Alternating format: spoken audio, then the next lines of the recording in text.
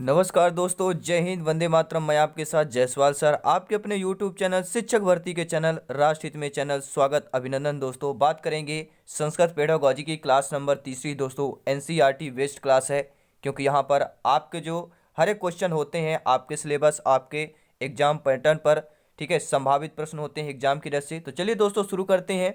तीसरा पार्ट रहेगा और आपको पता है टारगेट हमारा है संस्कृत पेडागोजी में 15 में से 15 नंबर लाना। दोस्तों बहुत बहुत धन्यवाद सभी मित्रों को। पहला प्रश्न आपकी स्क्रीन पर है कि हर्वटीय पंचपदी इत्यस्य विधे विकसितम रूपम किम। अर्थात दोस्तों जो आपके हर्वटी की पंचपदी विधि है यह विकसित रूप है, यह किसकी विकसित रूप मानी जाती है? विश्लेषण विधि की विकसित रूप आपकी पंचपदी है, मूल्यांकन विधि की विकसित रूप है, व्याकरण विधि की विकसित रूप है, या आपके व्याख्या विधि की विकसित रूप है? तो दोस्तों किसकी, इन चारों में से किसकी विकसित रूप आपकी हर्वटी पंचपदी विधि मानी जाती है? तो राइट ऑप्शन यहाँ पे आई थिंक हो जाएगा दोस्तों ऑप्शन नंबर मूल्यांकन विधि की बात करेंगे। ठीक है, मूल्यांकन विधि की बात करेंगे और मूल्यांकन विधि यह हर्वर्ट की पंचपदी विधि का विकसित रूप है। इसमें शिक्षक जो है शिक्षण उद्देश्यों की प्राप्ति के लिए प्रत्येक सोपान में कक्षा अनुरूप क्रियाकलापों का संयोजन कर मूल्यांकन करता है, जिससे उसे अपने शिक्षण कार्य की सफलता के संबंध में संदेह नहीं रहता और शिक्षण कार्य में क्या होता है, सुधार की अपेक्षा रहने पर उसमें क्या होता है, सुधार कर सकते हैं। ठीक है दोस्तों, अब ये भी आता है मूल्यांकन विधि के सोपान भी कभी कभी पूछ लिया जाता है। तो मूल्यांकन विधि के सोपान कौन कौन से होते हैं? उद्देश्यों का निर्धारण करना, उद्देश्यों को व्यवहार में लिखना, पाठ्य बिंदु हो गया, शिक्षक कार्य हो गया, छात्र कार्य हो गया और मूल्यांकन, ये हमारे क्या होते हैं, मूल्यांकन विधि के सोपान होते हैं। अब देखते हैं दोस्तों दूसरा प्रश्न क्या पूछा जा रहा है। भावाव्यक्तीय सर्वोत्तम साधनम विद्यते, यानी भाव अभिव्यक्ति करने के लिए सर्वोत्तम साधन कौन सा होता है? मान लीजिए आप भाव अभिव्यक्ति, यानी कि आपको अगर बोलना हो, ठीक है, अपने भाव अपने विचार को बोलना हो बच्चों में, या बच्चे जब अपने विचार बताते हैं शिक्षक को अपने कक्षा में, तो वह एक सर्वोत्तम साधन क्या होता है? ठीक है, व्याकरण होता है, सूत्र होता है, भाषा होता है या श्लोक होता है? तो बच्चे हो क्या श्लोक के द्वारा सर्वोत्तम अभिव्यक्ति करते हैं अपना, भाषा के द्वारा, सूत्रम, व्याकरण किसके द्वारा करते हैं? सभी लोग कमेंट करेंगे, अपना अपना फीडबैक, अपना अपना कमेंट दीजिएगा। ठीक है, और अंत में बताना है कि आज की क्लास में 15 में से आपका स्कोर क्या होने वाला है। तो राइट ऑप्शन जाएगा दोस्तों, भाषा की बात करेंगे। ठीक है, भावाव्यक्त यानी अपने भाव को बताना, प्रकट करना, सर्वोत्तम साधन आपका भाषा माना जाता है। ठीक है दोस्तों, अब देखते हैं तीसरा प्रश्न क्या पूछा जा रहा है। तीसरा प्रश्न बेहतरीन लाजवाब है, हर एक क्वेश्चन यहाँ पे सिलेक्शन वाले प्रश्न रहेंगे। संस्कृत भाषायाः शिक्षणाय कौशला नाम स्वाभाविक क्रमैः विद्यते। अर्थात दोस्तों पूछा जा रहा है कि संस्कृत भाषा शिक्षण में कौशल की स्वाभाविक क्रम कौन सा होता है? तो मैंने आपको बताया था, ठीक है, अगर आपने पेडागोजी की जो संस्कृत की कि how to solve Sanskrit pedagogy, Sanskrit pedagogy को कैसे सॉल्व करना है, वो ट्रिक नहीं देखा तो वीडियो के एंड स्क्रीन में वीडियो दे दूंगा। ठीक है, वो ट्रिक आप जरूर देखिएगा, वहाँ कुछ कीवर्ड बताए गए हैं, टैग, जो आप वो कीवर्ड से आप सारे पेडागोजी यानी अगर वो वीडियो देख लिया तो 10 से 12 नंबर तो वैसे भी नॉर्मली आप लोग ला लेंगे। ठीक है, और बाकी ये सारे क्वेश्चन है ही है। ठीक है, तो संस्कृत भाषा के शिक्षण में कौशल का जो क्रम होता है सभी लोग जानते हैं, पहला श्रवण होता है, दूसरा भाषण होता है, तीसरा पढ़ना होता है, पठन होता है, और अंतिम जो कौशल होता है आपका लेखन होता है। अब देखते हैं दोस्तों अगला प्रश्न। संस्कृत शिक्षण से प्रयास ही स्यात्, यानी संस्कृत शिक्षण का प्रयास जो है किसे बोला जाता है? संस्कृत शिक्षण में प्रयास जो है कैसा होता है? ऊर्ध्वमुख होता है, अधोमुख होता है, अंतर्मुख होता है या बहुमुख होता है? तो सभी लोग जानते हैं दोस्तों, क्या जानते हैं कि आपके संस्कृत शिक्षण के प्रयास बहुमुखी होने चाहिए। कैसे होने चाहिए? बहुमुखी होने चाहिए, जिससे संस्कृत व संस्कृत शिक्षण का विकास हो क्या है, विकास हो सके। तो राइट ऑप्शन यहाँ पर डी ऑप्शन हो जाएगा। अब देखते हैं दोस्तों अगला प्रश्न क्या पूछा जा रहा है। अभिनय कति विधो भवति, यानी अभिनय के कितने विधि होते हैं, या अभिनय की कितने विधि के प्रकार होते हैं? द्विविधि होती है, चतुर्विधि होती है, त्रिविधि होती है, या आपकी पंचविधि होती है? अभिनय की बात करते हैं। ठीक है, अभिनेता अभिनय करते हैं, जैसे हीरो हो गए, ठीक है, हीरोइन हो गया। ठीक है, तो अभिनय वही अभिनेता है आपका। तो इनके विधि कौन होते हैं?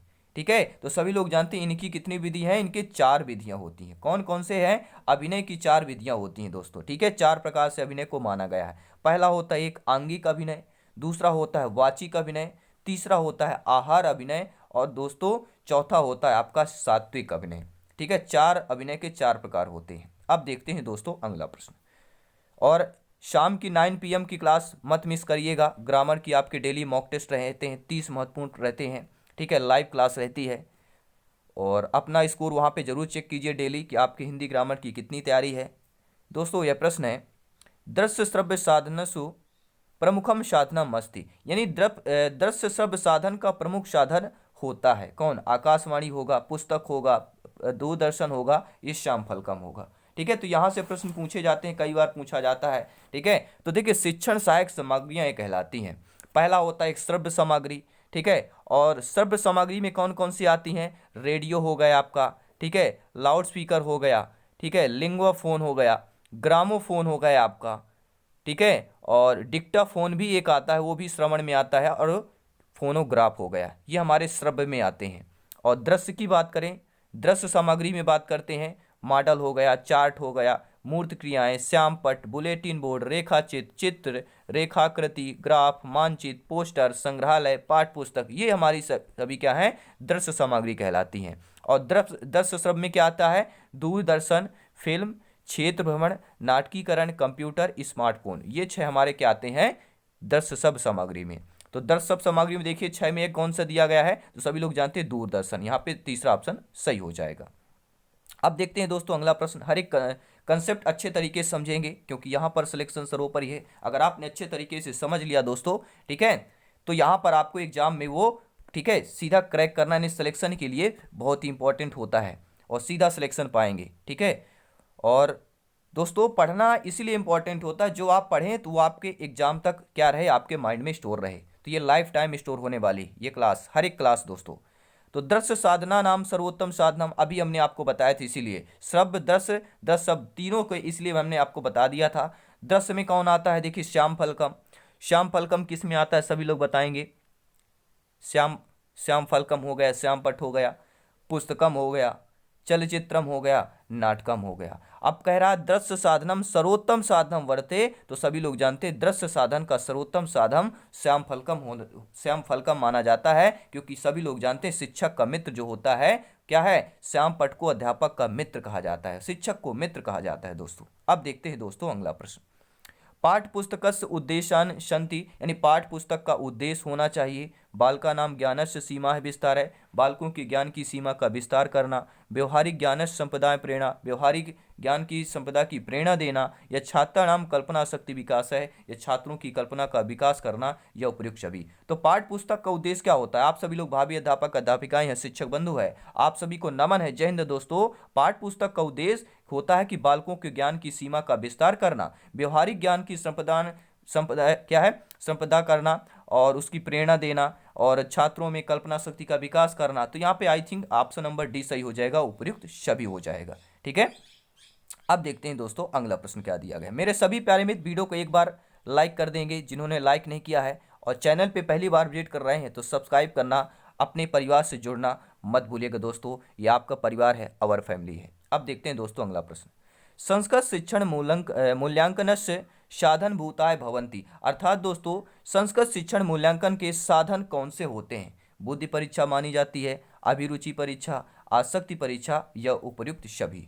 तो सभी लोग जानते हैं 3 से 4 प्रश्न आपके उपयुक्त सभी वाले आएंगे, जिसमें से 3 प्रश्न उपयुक्त सभी वाले होंगे और एक आपका उपयुक्त सभी वाला ऑप्शन सही नहीं होगा। ठीक है, ज्यादातर आपके ऑल ऑफ, ठीक है, यानी कि उपयुक्त सभी वाले ऑप्शन सही होते हैं।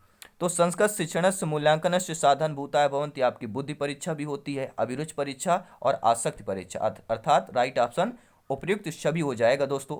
ठीक है, संस्कृत शिक्षण के मूल्यांकन के साधन भूत आपके, ठीक है, आपकी बुद्धि परीक्षा, अभिरुचि परीक्षा, आसक्ति परीक्षा, ये तीनों होती हैं। अब देखते हैं दोस्तों अगला प्रश्न।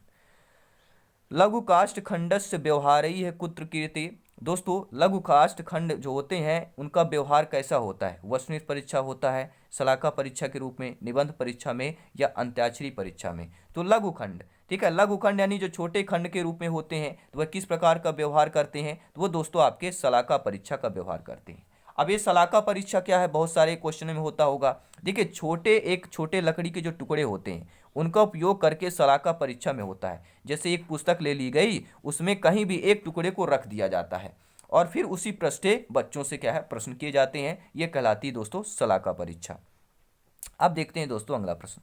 उपचारात्मक शिक्षणम कर्तुम शक्यते, उपचारात्मक शिक्षण कैसे करते हैं, ठीक है, मूल्यांकनेन, पाठ्यपुस्तकेन, गुरुमुखेन या केनापि, यानी इनमें से कोई नहीं। तो उपचारात्मक शिक्षण कैसे किया जाता है दोस्तों, सभी लोग जानते हैं उपचारात्मक शिक्षण मूल्यांकन से किया जाता है। मूल्यांकन से ही पता लगता है कि बच्चे में समस्या कहाँ है। तो अर्थात राइट ऑप्शन आपका दोस्तों यहाँ पे आई थिंक फर्स्ट ऑप्शन यहाँ पर सही हो जाएगा। बहुत बहुत धन्यवाद सभी मित्रों को। जय हिंद, वंदे मातरम, वेलकम, अभिनंदन है आपके परिवार में दोस्तों।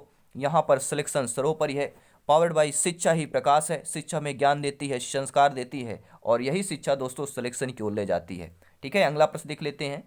वस्तुनिष्ठ परीक्षायाः प्रकाराः भवन्ति। दोस्तों ये प्रश्न बहुत बार पूछा गया है कि वस्तुनिष्ठ परीक्षा के प्रकार होते हैं। सभी लोग जानते हैं, क्या जानते हैं भैया, कि बहु समाधान प्रश्न आए, रिक्त स्थान पूर्यति, सत्य सत्य निर्णय है या उपयुक्त सभी। तो ये सभी जो है वस्तुनिष्ठ प्रश्न के प्रकार होते हैं। बहु समाधान प्रश्न, रिक्त स्थान होते हैं, सत्य सत्य हो गए, ठीक है, ये सभी प्रश्न वस्तुनिष्ठ परीक्षा के आपके प्रकार माने जाते हैं।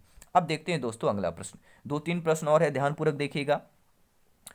छात्रस्य ज्ञानात्मक क्षेत्रस्य परीक्षणम कर्तुम शक्यते। छात्रों में ज्ञानात्मक क्षेत्र परीक्षा कैसे किया जा सकता है। आप सभी लोग भावी अध्यापक अध्यापिकाएं हैं, शिक्षक बंधु है, आपके लिए जानना बहुत ही जरूरी दोस्तों। ठीक है, यही शिक्षा शास्त्र कि आप बच्चों को कैसे पढ़ा सकते हैं, बच्चे की कमजोरी को कैसे दूर कर सकते हैं, बच्चों की जो दिक्कत है, प्रॉब्लम है, ठीक है, वो आप कैसे दूर कर सकते हैं। यही होती है पेडागोजी, पढ़ाने का तरीका, शिक्षण का तरीका होता है। ठीक है दोस्तों, तो छात्रस्य ज्ञानात्मक क्षेत्रस्य परीक्षणम कर्तुम शक्यते अध्ययनेन, परीक्षा, पाठ्यपुस्तकेन, भाषणेन, किसके द्वारा किया जा सकता है। तो छात्रों में दोस्तों छात्र के ज्ञानात्मक क्षेत्र का परीक्षण परीक्षा के कर सकते हैं, और परीक्षा से ही क्या है, बालक के ज्ञान का परीक्षण होता है। तो राइट ऑप्शन यहाँ पे ऑप्शन नंबर बी सही हो जाएगा।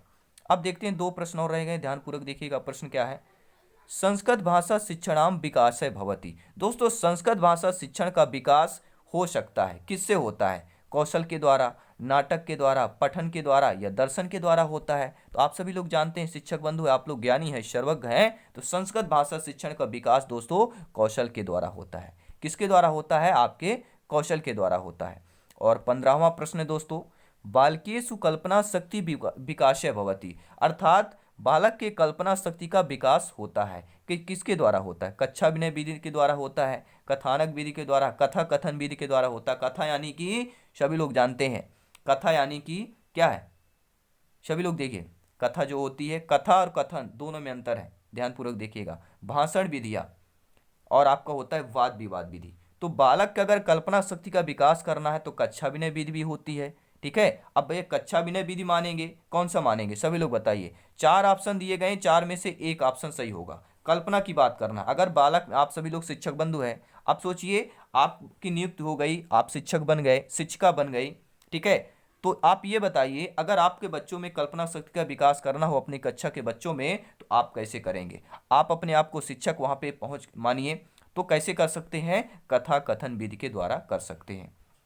किसके द्वारा, बालकों में कल्पना शक्ति का विकास कथा कथन की विधि द्वारा सही प्रकार से होता है। तो थैंक्स फॉर वाचिंग दोस्तों, वीडियो देखने के लिए बहुत बहुत धन्यवाद। और चैनल पे पहली बार विजिट कर रहे हैं तो एक बार चैनल को हमारे या अपने परिवार को सब्सक्राइब कर लेंगे, ठीक है, वीडियो को लाइक कर लेंगे और दोस्तों में भी शेयर कर दीजिएगा, क्योंकि शिक्षा को शेयर करना, ज्ञान को शेयर करना, ठीक है, दुगुना तिगुना कर देता है आपको। ठीक है दोस्तों, तो हमेशा हंसते रहिए, मुस्कुराते रहिए, डेली क्लासेस देखिए, क्योंकि यहाँ पर सिलेक्शन सर्वोपरि है। हर एक प्रश्न, हर एक क्लास होगी, हर एक सब्जेक्ट की तैयारी होगी, ठीक है, क्योंकि हमारा टारगेट है भैया सिलेक्शन नहीं, टॉप रैंक है। और जितने भी टॉप रैंक यहाँ पे करना चाहते हैं तो hashtag I can do it, I do it hashtag यहाँ पे कमेंट बॉक्स में कर सकते हैं। धन्यवाद सभी का, जय हिंद, वंदे मातरम।